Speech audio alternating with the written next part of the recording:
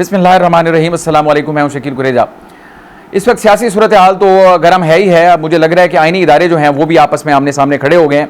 इस वक्त तीन आईनी इदारे जो हैं, एक हो गया पार्लियामेंट आईनी इदारा है, इलेक्शन कमीशन ऑफ पाकिस्तान आईनी इदारा है और सुप्रीम कोर्ट ऑफ पाकिस्तान ये भी एक आईनी इदारा है। और ये ट्राइका जो बन रहा है ये बज़ाहिर आपको एक तसादुम की तरफ सूरत हाल बढ़ती हुई नज़र आ रही है। अभी एज ऑफ नाउ वो लगता है कि एक दूसरे के आमने सामने खड़े हैं। वो डेवलपमेंट्स क्या हैं, वजूहात क्या हैं और आगे फॉल आउट क्या हो सकता है, इन सारी चीज़ों के ऊपर बात करता हूँ। इमरान खान साहब ने भी आज गुफ्तगू की, उस पर बात करते हैं। जबकि JHUI और पाकिस्तान पीपल्स पार्टी इनके दरमियान इस वक्त ठनी हुई है, उसकी वजह क्या है वो उस पर भी बात करते हैं। सबसे पहले मैं आता हूँ आईनी इदारों के ऊपर। ये बड़ी तशवीशनाक बात है और सूरत हाल जो है वाकई ही तशवीशनाक है, इसमें कोई शुबा नहीं है।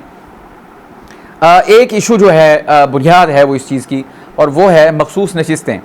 आपको सारी हिस्ट्री मालूम है, उसके ऊपर हम मुतादिद बार बात कर चुके हैं। सुप्रीम कोर्ट का फैसला आ चुका इलेक्शन कमीशन के लिए कि आप मखसूस नशिस्तें पाकिस्तान तहरीक इंसाफ को दे दें, लेकिन उसके बाद 3 रिव्यू पटिशन्स आई, नून लीग की तरफ से, पीपल्स पार्टी की तरफ से और इलेक्शन कमीशन की तरफ से। वो 3 रिव्यू पटिशन्स जो हैं वो सुप्रीम कोर्ट में इस वक्त पेंडिंग हैं। सुप्रीम कोर्ट का शॉर्ट ऑर्डर आया, उसका अभी तक तफसीली फैसला नहीं आया। इलेक्शन कमीशन का बज़ाहिर ये महसूस हो रहा है कि उनका कोई इरादा नहीं है ये मखसूस नशिस्तें तहरीक इंसाफ को देने का। और पार्लियामान जो है फैसले के बाद, सुप्रीम कोर्ट के उस फैसले के बाद, लेकिन उसी तनाजुर के अंदर एक तरमीम कर चुका है इलेक्शन एक्ट में, यानी कानून साजी भी हो गई। फैसले पर अमल दरामद इलेक्शन कमीशन ने करना है, जो कि नहीं हुआ। आज ये खबर आई, आमिर इलियास राना साहब बड़े ज़बरदस्त साफ़ी हैं, उनकी जानिब से ये खबर आई कि इलेक्शन कमीशन सुप्रीम कोर्ट में एक मुतफरिक दरख्वास्त दायर करने जा रहा है इसी ज़िमन में। इलेक्शन कमीशन का आज भी एक इजलास था, इससे पहले 2 इजलास हुए, और उसमें क्या डिस्कस हुआ कि एक तरफ पार्लियामान की कानून साजी है और दूसरी तरफ सुप्रीम कोर्ट का फैसला है इसी इशू के ऊपर, यानी कि मखसूस नशिस्तों वाले इशू के ऊपर। अब इलेक्शन कमीशन इस चीज़ को अंडरस्टैंड करने की कोशिश कर रहा है लीगली कि वो किस तरफ जाए, यानी कि उनके लिए इस वक्त कौन सी चीज़ बाइंडिंग है। आया कानून साजी पे वो जाएँ या वो सुप्रीम कोर्ट के फैसले पे जाएँ। अगर वो कानून साजी पे जाते हैं तो इसका मतलब ये हुआ कि वो नशिस्तें फिर तहरीक इंसाफ को नहीं मिलेंगी, और अगर वो फैसले पे जाते हैं तो पार्लियामान की गई कानून साजी जो है वो नज़रअंदाज होगी। आज सुप्रीम कोर्ट नेशनल असम्बली के स्पीकर और पंजाब असम्बली के स्पीकर, इधर से जनाब सरदार अयाज सादिक साहब और पंजाब से जनाब मलिक मोहम्मद अहमद खान साहब, इन दोनों की जानिब से इलेक्शन कमीशन को एक ख़त लिखा गया, और ख़त के अंदर कम व बेश एक ही जैसा मौक़िफ़ है। और ये दोनों रहनुमा जो हैं स्पीकर, इनका ताल्लुक भी पाकिस्तान मुस्लिम लीग नवाज से है। अब ख़त के अंदर जो स्पीकर साहब की जानिब से ख़त किया इलेक्शन कमीशन को, उसमें कहा गया कि इलेक्शन एक्ट में तरमीम के बाद मखसूस नशिस्तें तब्दील नहीं की जा सकती, तब्दील नहीं की जा सकती। आगे कहते हैं कि सुप्रीम कोर्ट के फैसले के बाद इलेक्शन एक्ट में तब्दीली हो चुकी है और इलेक्शन एक्ट में तरमीम के बाद सुप्रीम कोर्ट के फैसले पर अमल दरामद नहीं हो सकता। यानी कि स्पीकर साहब ने फैसला सुना दिया कि जब कानून साजी हो गई, यानी पार्लियामान ने कानून साजी कर दी इलेक्शन एक्ट में तरमीम, तो जो सुप्रीम कोर्ट का फैसला है मखसूस नशिस्तों के तनाजुर में वो काबिल अमल नहीं रहा, यानी कि वो ऑब्सोलीट हो गया। ये स्पीकर साहब ने एक किस्म का अपने ख़त के अंदर वाज़े तौर पर ऐलान कर दिया है, और ये इलेक्शन कमीशन को वो आगाह कर रहे हैं। आगे क्या कहते हैं जी? आगे कहते हैं जो अमल दरामद नहीं कर सकता जिसका इतलाक़ माजी से होता है, यानी कि जो कानून साजी पार्लियामान ने की उसका इतलाक़ माजी से होता है। अब फैसला तो पहले हो चुका था, यानी कि जो कानून साजी की गई है वो भी उस कानून साजी फैसला भी उस कानून साजी के अंदर आ गया, क्योंकि उसका इतलाक़ माजी से होता है। ये स्पीकर साहब कह रहे हैं। और आगे कह रहे हैं कि आपकी तवज्जो के लिए इलेक्शन एक्ट इस वक्त नाफिजुल अमल है। ये ख़त में कह रहे हैं स्पीकर अयाज सादिक साहब इलेक्शन कमीशन को कि आपकी तवज्जो के लिए इलेक्शन एक्ट इस वक्त नाफिजुल अमल है, चुनांचे इलेक्शन कमीशन पार्लियामेंट के बनाए हुए कानून पर अमल करे। और आगे कह रहे हैं कि जमहूरियत और पार्लियामेंट की बालादस्ती के उसूलों पर अमल करे। तो स्पीकर साहब जो हैं उन्होंने अपनी एक किस्म की मैं रूलिंग तो इसको नहीं कहूँगा, वो ईवान की कार्रवाई होती है, लेकिन उन्होंने एक किस्म की अपनी रूलिंग ये दे दी है और उनको बता दिया है कि इलेक्शन कमीशन के ऊपर ये जो कानून साजी है इस पर अमल दरामद करना लाजिम है, और चूँकि उनकी कानून साजी का इतलाक़ माजी से होता है लिहाजा जो फैसला है वो इस वक्त काबिल अमल नहीं है। अब इलेक्शन कमीशन जो है वो इस वक्त फंस चुका है। एक तरफ फैसला है, फैसले के ऊपर इन्होंने वजाहत मांगी थी, वजाहत आ गई, सुप्रीम कोर्ट से, आपको याद है 4 सफ़ात वाली, और वो बड़ी वाज़ेह और क्लियर थी कि बल्कि यहाँ तक कहा गया वजाहत के अंदर कि हमारा जो फ़ैसला था 8 अरकान का अक्सरियती फ़ैसला वो बिल्कुल वाज़ेह और क्लियर था, और इलेक्शन कमीशन ने गैर ज़रूरी तौर पर वजाहत तलब की और ये ताख़ीरी हरबे के तौर पर उसको लिया, यानी कि सुप्रीम कोर्ट के मोअज़्ज़िज़ जज साहिबान ने, कि इसमें कोई ज़रूरत नहीं थी वजाहत तलब करने की, फ़ैसले पर उनको अमल करना चाहिए। अब सुप्रीम कोर्ट जो इलेक्शन कमीशन एक और आइनी इदारा, यानी कि एक तरफ सुप्रीम कोर्ट आइनी इदारा उनका फ़ैसला, एक तरफ पार्लिमान आइनी इदारा उनकी कानून साजी, अमल किसने करना है? इलेक्शन कमीशन ने। अब वो इन दोनों के दरमियान सैंडविच बना हुआ है। इसी वजह से आज जो राना साहब की खबर है, आमिर यासर राना साहब, उनका ये मौक़िफ़ है कि अब वो मुतफरिक दरख्वास्त लेके जा रहे हैं सुप्रीम कोर्ट, और उस पर वो वजाहत, शायद मज़ीद क्लैरिटी वो चाहेंगे कि हुजूर वाला अब ये कानून साजी हो चुकी है, आपका फ़ैसला अपनी जगह मौजूद है, और अब हम इस पर क्या करें? अब मेरा ख्याल है मज़ीद रहनुमाई उनको दरकार होगी। तो मतलब इसका क्या हुआ कि पार्लिमान की बनाई गई कानून साजी अब जाएगी via election commission supreme court में, और फिर वहाँ पे उसकी फेट होगी डिसाइड। तो ये एक बड़ा ही ट्रिकी मामला होगा अगर इलेक्शन कमीशन को यहाँ से आप साइड पे कर दें कि एक डाकखाने के तौर पे अगर उसका रोल आया कि जो कानून साजी हुई उसके बारे में आगाह कर रहे हैं स्पीकर साहब, इलेक्शन कमीशन अब उसको लेके जाएगा सुप्रीम कोर्ट और सुप्रीम कोर्ट उसको परखेगी। अगर तो सुप्रीम कोर्ट कानून साजी को उड़ा देती है तो सूरत हाल बहुत ज़्यादा तशवीशनाक हो जाएगी, यानी कि ये तो गारंटी है कि पार्लिमान और फिर सुप्रीम कोर्ट आमने सामने खड़े हो जाएंगे। अब उसकी वजाहत जहाँ से उनको जवाब मिलेगा सुप्रीम कोर्ट से इलेक्शन कमीशन को, उसके मुताबिक वो फिर फैसले पे अमल दरामद करेगा। तो ये सूरत हाल किसी भी तौर पर तशवीश से खाली नहीं है। अब सुप्रीम कोर्ट देखें इसके ऊपर क्या लाहे अमल इख्तियार करती है, क्योंकि पार्लिमान के फोरम से तो उन्होंने जो उनके नज़दीक उनका राइट है उसको एट फुल यानी कि फुल फोर्स उन्होंने इख्तियार कर लिया है, इस्तेमाल कर लिया है। इलेक्शन कमीशन को भी आगाह कर दिया है कि आप पाबंद हैं कि कानून साजी पे चलें, फैसला काबिल अमल नहीं है, उसको पसे पुश डाल दें, ये मुराद है ख़त की। तो आने वाले दिनों में आपको एक भूचाल नज़र आएगा और ये ट्राइका होगी जो तीनों आइनी इदारे हैं, पार्लिमान, सुप्रीम कोर्ट और इलेक्शन कमीशन। देखते हैं इसके ऊपर क्या होता है। मामला यहाँ तक भी नहीं रुका और मामला आगे ये जा रहा है कि आज नून लीग के 2 अरकान की जानिब से भी इलेक्शन कमीशन को ख़त लिखा गया है, और ख़त के अंदर भी यही कहा गया है जो कि सरदार अयाज सादिक साहब ने अपने ख़त में इलेक्शन कमीशन को मुखातिब करके कहा। उन्होंने भी यही इसी कानून साजी का हवाला दिया। तो ये यानी कि अब नून लीग अपना पूरा जोर लगा रही है कि इलेक्शन कमीशन के ऊपर दबाव डाल के उनको ये कहा जाए। उनका मुराद यही है कि जब कानून साजी हुई है तो उसमें ये कहा गया है कि कोई शख्स अगर किसी पार्टी में जाता है तो वो अमल नाकाबिल तनसीख है, वो वहाँ से वापस नहीं हो सकता। अब ये इन्होंने दे दिया सुन्नी इत्तेहाद काउंसिल का। अगर ये सुन्नी इत्तेहाद काउंसिल में जा चुके थे तो अब ये उसको छोड़ नहीं सकते, और अगर उसको छोड़ते हैं तो फिर जो कानून साजी की गई है उसकी वो खिलाफ वर्जी है। तो इसलिए वो इलेक्शन कमीशन को कह रहे हैं इस पर अमल करें। अब अगर वो उनको, यानी कि मुराद इससे ये है किसी भी तरह तहरीक इंसाफ को उसका रास्ता रोका जाए मखसूस नशिस्तें हासिल करने के हवाले से, तो नून लीग और हुकूमत ये पूरा जोर लगा रही है। नताइज क्या होंगे आने वाले दिनों में आपको ज़रूर आगाह करेंगे। अब इसके अलावा आज जो बड़ी खबर थी, बिलावल भुट्टो साहब, पाकिस्तान मुस्लिम लीग नवाज़ चूँकि प्रोपेगेट कर रही है इस मामले को, और यानी कि वो अलमबरदार है कि आईनी अदालत बनेगी, ये तरामीम होंगी। आज पीपल्स पार्टी ने कैटेगोरिकली बिलावल भुट्टो साहब ने वकला से खिताब करते हुए कहा कि अदालती निज़ाम दुरुस्त करने के लिए आईनी अदालत जो है वो ज़रूरी है। पाकिस्तान पीपल्स पार्टी भी नून लीग की विकेट पे आ गई, एक सेम पिच पे आ गए। उन्होंने कह दिया जी आईनी अदालत के बगैर गुजारा नहीं है। साथ ही उन्होंने कहा कि पाकिस्तान पीपल्स पार्टी का जो COD था ये उसका नामुकम्मल एजेंडा है और इसको हमने मुकम्मल करना है।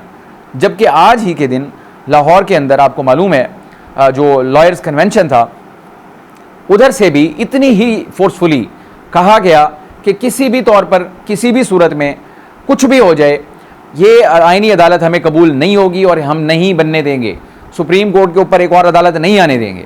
तो 2 यानी कि पोल्स आपको नज़र आ रहे हैं, हुकूमत और पीपल्स पार्टी, उनको इकट्ठा कर लें। मौलाना भी इस बात पे कायल हैं कि आईनी अदालत होनी चाहिए। ये सारे एक तरफ हो गए, और जो वकला बरादरी है जिससे मुताल्लिका ये तरमीम है, यानी अदालत ऑब्वियसली वकला होते हैं, जजेस होते हैं, तो अब वो कह रहे हैं कि हम किसी सूरत कबूल नहीं करेंगे। तो ये भी आपको तसादुम की तरफ ही सूरत हाल जाती हुई बज़ाहिर नज़र आ रही है। इसके अलावा उन्होंने बिलावल भुट्टो साहब ने कहा कि आईनी अदालत का मैंडेट आईनी मामलात की तशरीह होगा। माफ़ कीजिएगा। तो ये पोल्स अपार्ट दोनों चीज़ें। इसके अलावा उन्होंने कहा इफ्तिखार चौधरी ने जो बुनियाद डाली उसे कभी साकिब निसार ने तो कभी गुलजार ने आगे बढ़ाया। अदालत से भी गलतियाँ हुई, माजी गवाह है इस चीज़ का। बहुत सारे ऐसे फैसले हैं जिनके ऊपर बाद तनकीद होती है। सबसे बड़ी मिसाल दी जाती है जुल्फ़िकार अली भुट्टो की, पहले भी मुतादिद बार बात कर चुके हैं, 45-50 साल के बाद उनके साथ जाके इंसाफ हुआ। तो अब ये अदालतों से भी ये कुछ हो, मार्शल लॉ को वो इंडोर्स करते रहे, लंबी तफसील में जाने की ज़रूरत नहीं है। तो ये हुकूमत का आर्ग्यूमेंट है और पीपल्स पार्टी का आर्ग्यूमेंट है कि ये इस्लाहात जो है वो नागुज़ीर हैं और इनको आना चाहिए और ये आएंगी, आईनी अदालत ज़रूर बनेगी। इसके अलावा आज उमर अयूब साहब अपोजिशन लीडर हैं कौमी असम्बली के अंदर, उन्होंने दावा किया, वो ये कहते हैं कि अगर ये आईनी तरामीम मंजूर हो जाती तो मुल्क में मार्शल लॉ लग जाता। ये उनका मौक़िफ़ है। इसके अलावा उन्होंने मज़ीद जो बात की उसको कोई इतने ज़्यादा अहम नुकात नहीं थे। इमरान खान साहब की भी आज अडियाला जेल में सहाफ़ियों से गुफ्तगू हुई। वो गुफ्तगू ऑब्वियसली बड़ी इंपॉर्टेंट है, दो हिस्से हैं उसके, एक तो ये तरामीम वाला मामला है और दूसरा जलसे वाला। वो रोज़ाना की बुनियाद पर इस पर बात कर रहे हैं। आज भी उन्होंने सवालात के जवाब देते हुए कहा ये सुप्रीम कोर्ट को ख़त्म करने जा रहे हैं, लाहौर का जलसा डू और डाई है। इमरान खान साहब ने वाज़ेह ऐलान कर दिया है कि हुकूमत यानी कि पीपल्स पार्टी मिल के ये सब लोग सुप्रीम कोर्ट को ख़त्म करने जा रहे हैं। मुराद उनकी ये है कि प्रैक्टिकली उसको ख़त्म करना चाहते हैं। नई अदालत के क़याम का मकसद यही है बुनियादी। आगे वो ये कहते हैं कि लाहौर का जलसा डू और डाई है। कल उन्होंने कहा था बंद द बोट्स बिहाइंड, आएँ निकलें, हर सूरत आएँ, कश्तियाँ जला के आएँ। आज उन्होंने कहा डू और डाई है। आगे कहते हैं कि ये अब बेशक जो मर्जी कर लें, हमने पूरी पार्टी को कह दिया बाहर निकलें और 15 माह से जेल में हूँ, मजीद भी जेल रहने को तैयार हूँ और अवाम भी जेल जाने से न घबराएं, जलसे से अगर रोका तो जेलें भर देंगे। जेल भरो तहरीक इमरान खान साहब मुतादिद बार पहले भी कह चुके हैं, अब भी कह रहे हैं, अमली नमूना वो दे रहे हैं। उन्होंने लास्ट टाइम ये कहा था मैं भी जेल में हूँ, मेरी अहलिया भी जेल में है और हमारे लिए ये इबादत है और अगर कौम को जेलें भरनी पड़ती हैं तो आप इससे दरेग ना करें, जेलें भर दें। उसकी वजह यह है कि अब इमरान खान साहब ऑब्वियसली इंसान हैं तो आपका जो पेशेंस होती है वो भी यानी कि कम हो जाती है, थिन हो जाती है। अब उनकी पेशेंस भी थिन हो रही है क्योंकि उनके रास्ता कोई नहीं खुल रहा, मसाइल जो हैं वो बढ़ रहे हैं। मौलाना फजल रहमान साहब के हवाले से आज भी उनसे सवाल हुआ और आज भी इमरान खान साहब ने उसको टाल दिया। जब सहाफ़ी ने सवाल किया मौलाना साहब के इस बात पर कि कल उन्होंने ये कहा था कि हमने इनका जो मुजव्विज़ा तरामीम थी उसको यकसन मुस्तरद कर दिया, हालांकि ये बात इमरान खान साहब की फेवर में जा रही है। पूछा गया कि इस पर आपका क्या नुक्ता नज़र है, तो इसके ऊपर इमरान खान साहब ने कहा कि तुम अपनी हेडलाइन बनाना चाहते हो, सहाफ़ी को कहा, और अगर तुम मुझे ऐसी सिचुएशन में डाल रहे हो, मैं 28 साल से पॉलिटिक्स में हूँ, इतनी तो मुझे समझ है कि तुम मुझसे क्या उगलवाना चाहते हो, तो मैं ऐसी कोई बात नहीं करूँगा। इसका उन्होंने फिर जवाब नहीं दिया और जो जवाब नहीं दिया इट्सेल्फ वो एक जवाब है कि आज भी उनके नज़दीक मौलाना फजल रहमान साहब का जो किरदार है मौजूदा सिनेरियो के अंदर, उस पर इमरान खान साहब आज भी शाकी हैं, सिनिकल हैं, वो ट्रस्ट नहीं करते उस चीज़ को जिसका कि वो इजहार नहीं कर पा रहे। यानी तारीफ़ न करना या कमेंट न करना, तो इसका मतलब यही है कि शकूक व शुबहात हैं, जितना उनको ताउन हासिल है उसको भी ख़राब नहीं करना चाहते, लेकिन वो क्लियर कट स्टेटमेंट भी नहीं देना चाहते कि उनको पता है मौलाना साहब किसी भी वक्त अपनी लाइन जो है वो चेंज कर सकते हैं।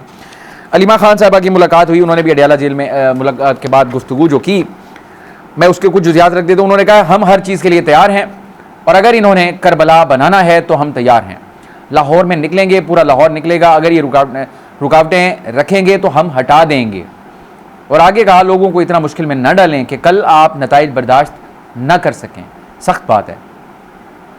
और आगे कहा कि इमरान खान 15 माह से जेल में हैं, अब हम सब जेलें भरेंगे और हमने कभी कोई ऐसा जलसा नहीं किया जिसका एनओसी ना हो। मुराद उनकी है वो भी वही पैगाम ले रही हैं इमरान खान साहब ने दिया कि जेल भरो तहरीक के लिए तैयार हो जाए कौम, जेलें भरेंगे, इजाज़त दें या ना दें, हर सूरत जलसा होगा। ये एक फ्लैश पॉइंट बन रहा है। लाहौर जो है, लाहौर जलसा, मैं आपको दोबारा से अर्ज़ कर रहा हूँ, ये फिर एक फ्लैश पॉइंट बन रहा है कि दो इंतहाएँ हैं।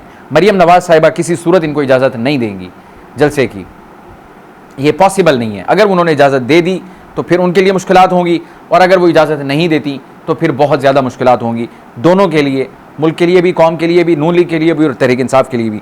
तहरीक इंसाफ तैयार है, वो कह रहे हैं जो मर्जी करें जलसा होगा और चाहे जेलें भरनी पड़े, तैयार हैं हम। इसके अलावा जो खबर है वो ये है कि वकला को एतमाद में लिए बगैर आइनी पैकेज बेसूद होगा। ऑल पाकिस्तान जो कल कॉन्फ्रेंस हुई थी यहाँ पे इस्लामाबाद में, आपको याद है, उसके अंदर उनका जो एलामिया आया उनका भी यही मौक़िफ़ है। लॉ बॉडीज़ के जो नुमाइंदे थे, Pakistan bar council, supreme court bar association और सूबाई जो नुमाइंदे थे, उन सब का जो मुत्तफ़िका है वो ये है कि वकला की यानी इनपुट के बग़ैर ये जो आइनी पैकेज है ये बेसूद होगा, इसका कोई फ़ायदा नहीं होगा।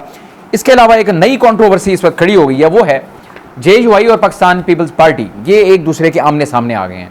पिछले 2-4 दिन में आपने देखा बड़ी मोहब्बतें और सारा कुछ हो गया, बात यहाँ तक चली गई कि वो अपना ड्राफ्ट बनाएं, वो ड्राफ्ट बनाएं, फिर दोनों मिलकर एक ड्राफ्ट बनाएंगे और कानून साजी होगी, तरामीम होंगी। इस पर इनका इत्तफाक हुआ था। अब कहानी का आगाज़ कहाँ से होता है? बिलावल भुट्टो साहब ने कल इंटरव्यू दिया इंटरव्यू के अंदर उन्होंने कल भी कहा, आज भी उन्होंने बात की, उन्होंने कहा जी हमारे दरमियान ये तय हुआ था कि हम चार्टर अपना अपना बनाएंगे, यानी कि ड्राफ्ट तरामीम के हवाले से, लेकिन अब कामरान मुर्तज़ा साहब जो है वो हमारी कॉल ही नहीं उठा रहे। इससे कंट्रोवर्सी जनरेट हो गई। अब कंट्रोवर्सी जनरेट हुई तो इसके बाद जनाब कामरान मुर्तज़ा साहब ने जवाब दिया। उनका जवाब ये है कि कल उनको कामरान मुर्तज़ा की कॉल आई, सॉरी माफ़ी चाहता हूँ, मुर्तज़ा वहाब की, जो कि बिलावल भुट्टो के तर्जुमान हैं, उनकी कल मुझे कॉल आई तो मैं ड्राइविंग कर रहा था, मैं उनकी कॉल नहीं ले सका, लेकिन मैं उनको कॉल बैक भी नहीं कर सका। कॉल के लिए मैं हाजिर हूँ, जब चाहें वो कॉल कर सकते हैं, ये बात उन्होंने कर दी। इसके अलावा उन्होंने ये कहा कि मेरे छोटे भाई हैं, मैं खुद भी कॉल कर सकता हूँ, ये बात भी उन्होंने कर दी। साथ ही वो ये कहते हैं, जो अगली बात है जो तशवीशनाक है, वो ये कहते हैं कि जब हमें ड्राफ्ट मौसूल हुआ और हम उसको पढ़ ही रहे थे कि बिलावल भुट्टो आ गए, और बिलावल जो चीज़ पीपल्स पार्टी को जाके लगी है वो ये वाला बात मुमकिन तौर पे हो सकती है। उन्होंने कहा जी बिलावल भुट्टो साहब आ गए और हमने बिलावल भुट्टो साहब को कहा कि आप ये क्या करने जा रहे थे। तो अब कामरान मुर्तज़ा साहब के जो अल्फाज हैं वो ये कहते हैं, जो वहाँ से हमें जवाब मिला हमारे इस सवाल के जवाब में कि पीपल्स पार्टी यानी कि बिलावल साहब आप ये क्या करने जा रहे हैं।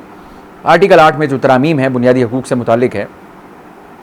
तो मुर्तज़ा साहब कहते हैं, कामरान मुर्तज़ा साहब, कि उन्होंने ये कहा कि ये हमारी मजबूरी है, यानी उनकी बात का मफहूम ये था कि वो ये कह रहे हैं बिलावल भुट्टो साहब की हमारी मजबूरी है, जिससे बिलावल भुट्टो के ऊपर या पाकिस्तान तहरीक इंसाफ के ऊपर बड़ी शदीद तनकीद हो रही है और वो तनकीद की जद में हैं। यानी कि अगर इसको तहरीक इंसाफ कहती है या मौलाना कहते हैं कि ये क्राइम था जिसको कल उन्होंने ख़यानत कहा, तो पाकिस्तान पीपल्स पार्टी क्राइम यानी जो पार्टनर इन क्राइम थी, फिर इसलिए उनके ऊपर तनकीद हो रही है। तो आज ये क्लियर कट उन्होंने कह दिया कि उन्होंने कहा जी ये 8वीं जो हमारा आर्टिकल 8 है उसमें तरमीम कर रहे थे, और उसके सबूत के लिए उन्होंने बात ये की, जो एक कमीशन है जब उसमें बहस हो रही थी, बात हो रही थी, बिलावल भुट्टो साहब ने रिकॉर्ड के ऊपर वहाँ ये बात रखी कि आपके कहने के ऊपर, यानी कि वो JUI को मुखातिब करके कह रहे हैं कि आर्टिकल 8 को हमने निकाल दिया है। इससे मुराद ये है कि पहले आर्टिकल 8 की तरमीम थी और वो पाकिस्तान पीपल्स पार्टी के इल्म में थी, जिसके ऊपर उन्होंने कहा था कि हमारी मजबूरी है। अब उनकी मजबूरी क्या है? इसके अलावा जो सवाल उनसे हुआ, उन्होंने ये कहा ये जो मुजव्विज़ा तरामीम थी इसका ड्राफ्ट जो है कहीं और तैयार हुआ और इसमें एक से ज़ायद लोग थे, यानी कि उन्होंने इसमें हुकूमत को, जिसको कहते हैं ना, आईना भी दिखा दिया कि जो कह रहे हैं कि ये यानी छुपने की कोशिश कर रहे हैं, अब जिनको जाके मनाने की कोशिश कर रहे थे वो आईना दिखा रहे हैं कि ये ड्राफ्ट कहीं और तैयार हुआ है। वरना सिंपल बात ही वो कह देते वज़ारत कानून ने बनाया था, आ गया। उन्होंने कहा नहीं, उन्होंने कहा कहीं और तैयार हुआ है। तो इससे मुराद ये है जो कि इनको कहा जा रहा है कि बंद लिफाफे में मिला था, जिसका कि इल्ज़ाम लगाया जाता है इस्टेब्लिशमेंट ने दिया था, तो ये उसको इंडोर्स कर रहे थे कामरान मुर्तज़ा साहब। तो यानी बहुत सारी बातें उन्होंने कर दी। खैर, पाकिस्तान पीपल्स पार्टी और इनके दरमियान देखते एक और उन्होंने कहा जी हमारे दरमियान तय हुआ था कि वो अपना ड्राफ्ट बनाएगी पाकिस्तान पीपल्स पार्टी और हम अपना ड्राफ्ट बनाएंगे। तो जब वो बना लेंगे, हमने कह के भेजा था मुर्तज़ा वहाब साहब को कि जब आप अपना ड्राफ्ट तैयार कर लें तो वो हमें ज़रूर भेजिएगा, लेकिन आज तक उनकी तरफ से हमें कोई ड्राफ्ट मौसूल नहीं हुआ। तो क्या पाकिस्तान पीपल्स पार्टी और JUI के दरमियान इख्तिलाफात बढ़ रहे हैं? ये भी इम्कानी सूरत हाल है। आने वाले टाइम में आपको इसके बारे में भी आगाह करते रहेंगे। आज के लिए इतना ही। आप हमारी वीडियोस को लाइक कर सकते हैं, चैनल को ज़रूर सब्सक्राइब करें, अपना फीडबैक कमेंट के ज़रिए आप हमारे साथ शेयर कर सकते हैं। इजाज़त दीजिए, अल्लाह हाफ़िज़।